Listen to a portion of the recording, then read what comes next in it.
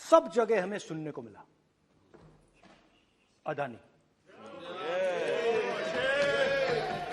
ये नाम पूरे हिंदुस्तान में, केरल में, तमिलनाडु में, महाराष्ट्र, कर्नाटका, हिमाचल, कश्मीर, सब जगह अदानी अदानी अदानी अदानी अदानी।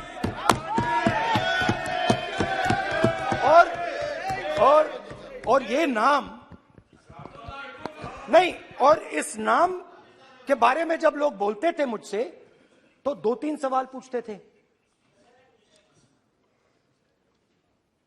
ये पूछते थे कि ये जो अदानी जी हैं, ये किसी भी बिजनेस में घुस जाता है, ये सफलता प्राप्त कर जाता है, ये कभी फेल नहीं होता। और युवाओं ने मुझसे यह सवाल पूछा कि भाई ये हो क्या रहा है, हम भी सीखना चाहते हैं। मोदी जी ने कहा स्टार्टअप करो, हम भी अदानी जी जैसे बनना चाहते हैं। तो भैया किसी भी बिजनेस में घुस जाओ और एकदम सक्सेस हो जाए। यह पहला सवाल था।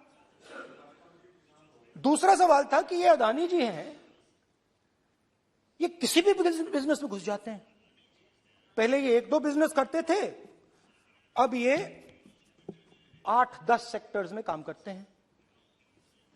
Airports, data centres, cement, solar energy, wind energy, aerospace and defence, consumer finance, renewables, media.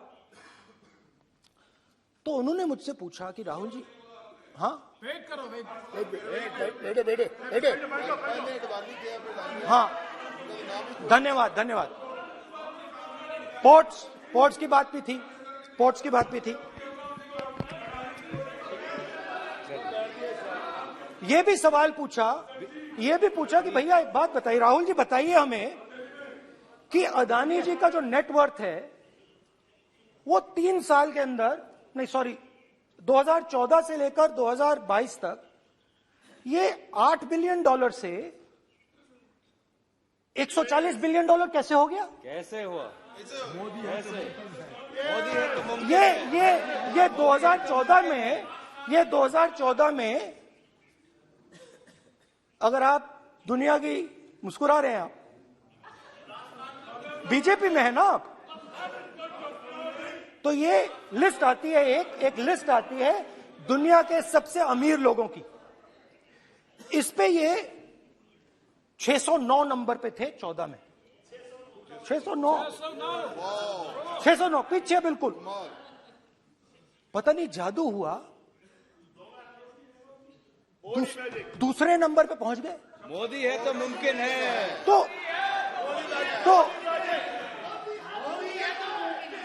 तो मुझसे पूछा यार, बहुत सारे लोगों ने पूछा कि भैया राहुल जी बताइए, हिमाचल में सेब की बात होती है अदानी जी, कश्मीर में सेब की बात होती है अदानी जी, पोर्ट्स की बात होती है अदानी जी, एयरपोर्ट्स की बात होती है अदानी जी, इंफ्रास्ट्रक्चर, अच्छा हम सड़क पे चल रहे हैं, मैं पूछूं किसने बनाई? अदानी जी। तो लोगों ने यह भी पूछा कि राहुल जी ये जो अदानी जी जो हैं, इनकी सफलता कैसे हुई? ये इतने बिजनेसेस में कैसे घुस गए? इतनी सफलता कैसे प्राप्त हुई? और सबसे जरूरी सवाल, इनका हिंदुस्तान के प्रधानमंत्री के साथ क्या रिश्ता है और कैसा रिश्ता है? देश जानना चाहता है, तो देश जानना चाहता है। ये देखिए रिश्ता, ये देख लीजिए। प्लीज पोस्टर, माननीय सदस्य, पब्लिक में सर, माननीय सदस्य पोस्टर नहीं, प्लीज पोस्टर नहीं है सर। देखिए आप बैठिए, 1 मिनट बैठिए। आप पोस्टरबाजी करेंगे तो इधर कहेंगे राजस्थान के मुख्यमंत्री का पोस्टर चिपकाएंगे। पोस्टरबाजी के लिए सदन नहीं है। आप बात करें, पोस्टरबाजी नहीं। स्पीकर सर, आप वरिष्ठ सदस्य हैं, स्पीकर सर, तो पोस्टरबाजी उचित नहीं है। स्पीकर सर, पोस्टरबाजी उचित नहीं है, प्लीज। राजस्थान के मुख्यमंत्री, ये सच्चाई है। This picture was came into media चलिए, पोस्टर नहीं, प्लीज। वो लिख के दे दो मुझे। हाँ, आ गया। Just right it neatly. तो नहीं स्पीकर सर, वो फोटो है सर, वो पोस्टर नहीं है। आप वरिष्ठ सदस्य हैं, प्राइम मिनिस्टर की फोटो है सर, उसमें नियम में बहुत नहीं, उनका अच्छा चेहरा सदन ने दिख नियम रहा है। बनाया है। उनके वहां पे उनके पीछे अदानी का लोगो है, अदानी जी के हवाई जहाज में घुस रहे हैं। तो मैंने सोचा कि आज के प्रेसिडेंट्स एड्रेस में मैं थोड़ा जो नरेंद्र मोदी जी का और अदानी जी का रिश्ता है उसके बारे में आपको थोड़ा बता देता हूं। प्लीज प्लीज बताइए बताइए। तो वो आप बता देना।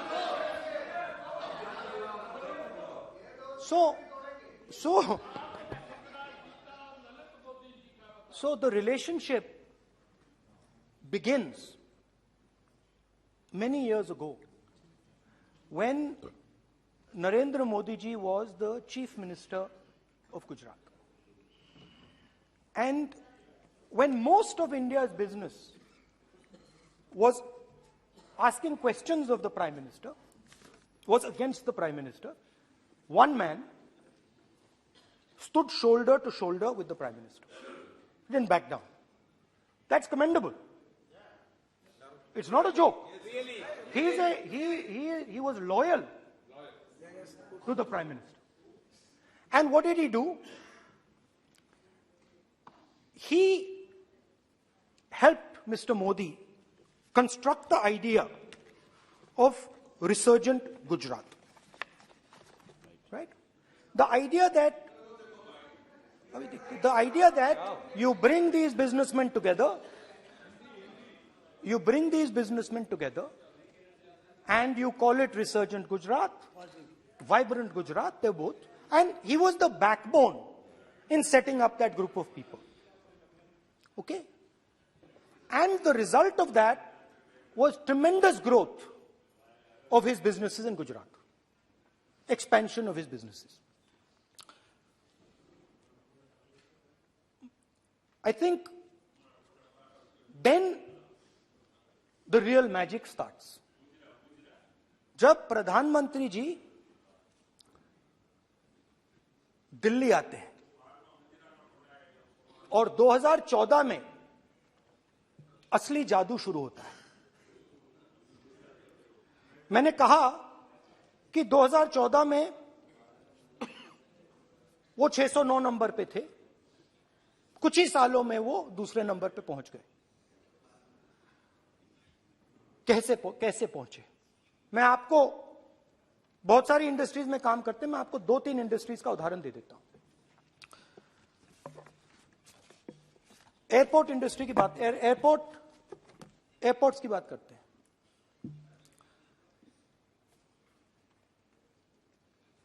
कुछ साल पहले सरकार ने हिंदुस्तान के एयरपोर्ट्स को डेवलप करने के लिए दिया। नियम था, there was a rule that anybody who does not have prior experience in airports cannot be involved in development of these airports. नहीं, गलत नहीं बोल रहा हूं।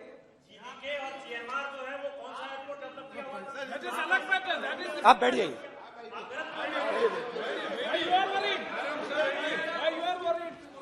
अडानी के डिफेंस में आ गए सर। देखिए, अरे माननीय सदस्य प्लीज मेरी बात सुनो। तो 1 मिनट मेरी बात सुनो। ये एक मिनट बात सुनेंगे। ये संसद है, अपन किस दिशा पर चर्चा कर रहे हैं ये देश देख रहा है। हमें राष्ट्रपति अभिभाषण पर चर्चा करें तो उचित रहे, बाकी आपकी इच्छा है, स्वतंत्र अभिव्यक्ति है। मेरा मानना ये तो अपन एक विषय पर ओके, तो आपको तो रूल था, नियम था। हाँ, पॉइंट ऑफ ऑर्डर किस पे है ये? सर कैसे एयरपोर्ट का प्राइवेटाइजेशन तो उनके समय हुआ, ऐसी कोई पार्टी थी जिसका अनुभव था? ये कौन सी बात कर रहे हैं? के बोलिए। ओके प्लीज प्लीज, ओके बोलने दे आपको नेता को, तो बोलने दे आपको कानून नेता को। रूल था, प्लीज बोलने दे।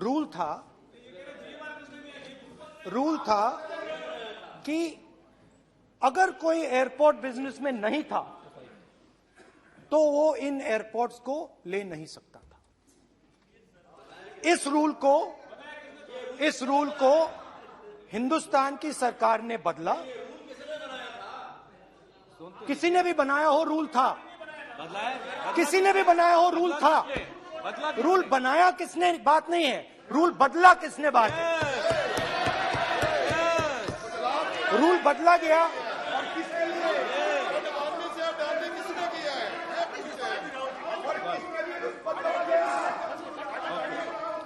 रूल बदला गया।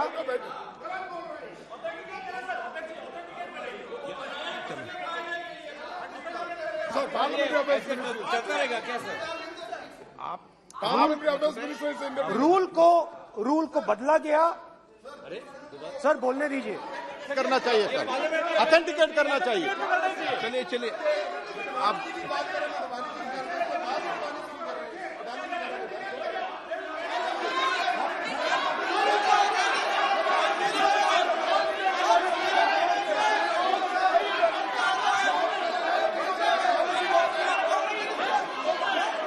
रूल बदला गया सर, स्पीकर सर।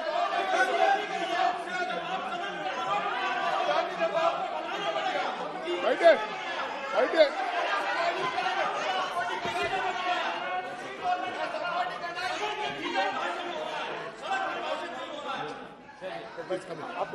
तो ये रूल बदला गया। उस समय मीडिया में इसके बारे में चर्चा हुई थी। रूल बदला गया और अदानी जी को 6 एयरपोर्ट्स दिए गए। उसके बाद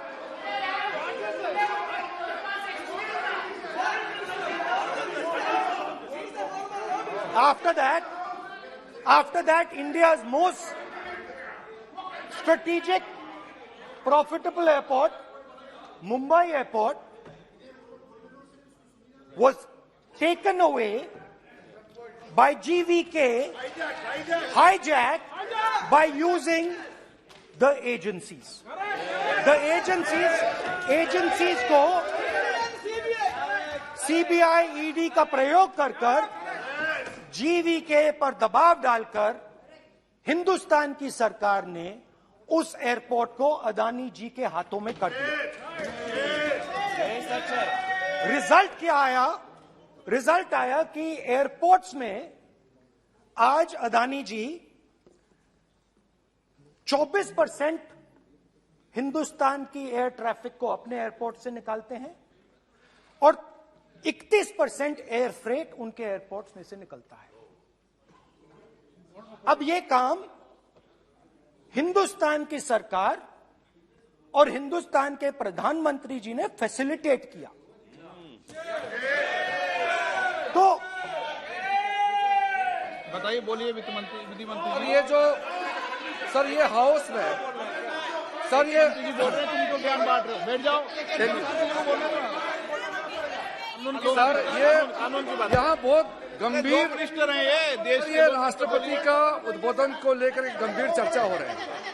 जो भी मेंबर कुछ भी बात करे विद फुल रिस्पॉन्सिबिलिटी ऑथेंटिकेट करें। और ये वाइल्ड एलिगेशन अपना एक सोच के आया है, बिना तर्क के ऐसे वाइल्ड एलिगेशन लगा रहे, ये कोई मतलब नहीं है सर। ये ऐसे नहीं बोल सकते और वो सर तर्क रखना पड़ेगा।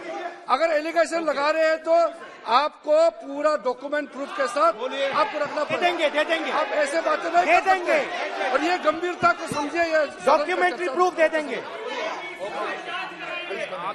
अब आपने जो पिछले स्पीकर थे उन्होंने फॉरेन पॉलिसी की बात की, हम भी फॉरेन पॉलिसी की बात करते हैं। चलिए डिफेंस से शुरू करते हैं। बहुत ऑप्शन है, आप बताइए कहां से शुरू करें। बिजली, डिफेंस, कोयला, बहुत ऑप्शंस है। Coal, defence, let us start with defence. अब डिफेंस में अदानी जी का कोई एक्सपीरियंस नहीं था, जीरो एक्सपीरियंस। कल मैंने प्रधानमंत्री को HAL में देखा। प्रधानमंत्री जी ने कहा कि गलत आरोप लगाया, मगर रियलिटी तो यह है कि HAL का जो कॉन्ट्रैक्ट था 126 हवाई जहाजों का, वो अनिल अंबानी को चला गया और अनिल अंबानी बैंकरप्ट हो गया। वहां भी फैसिलिटेशन था। अब देखिए, और ये जो फ्यूचर एंटरप्रेन्योर्स हैं, जो बिजनेस स्कूल हैं, हार्वर्ड यूनिवर्सिटी जैसे स्कूल हैं, इनको इसका केस स्टडी, इसकी केस स्टडी बनानी चाहिए, शायद बने। How to use government power to build individual businesses, case study.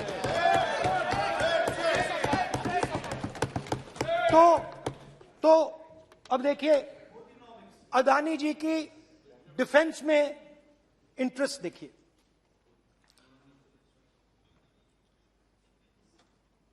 Elbit company के साथ हिंदुस्तान में अदानी जी ड्रोन्स बनाते हैं। ड्रोन्स को हिंदुस्तान की एयरफोर्स, आर्मी, नेवी के लिए रिफिट करते हैं। अदानी जी ने यह काम कभी नहीं किया है पहले। HAL यह काम करती है। हिंदुस्तान में और भी कंपनीज हैं जो ये काम करती हैं, मगर प्रधानमंत्री जी इजराइल जाते हैं और उसके एकदम बाद अदानी जी को ये कॉन्ट्रैक्ट मिल जाता है, मगर एक नहीं मिलता। ये मत सोचिए कि सिर्फ एक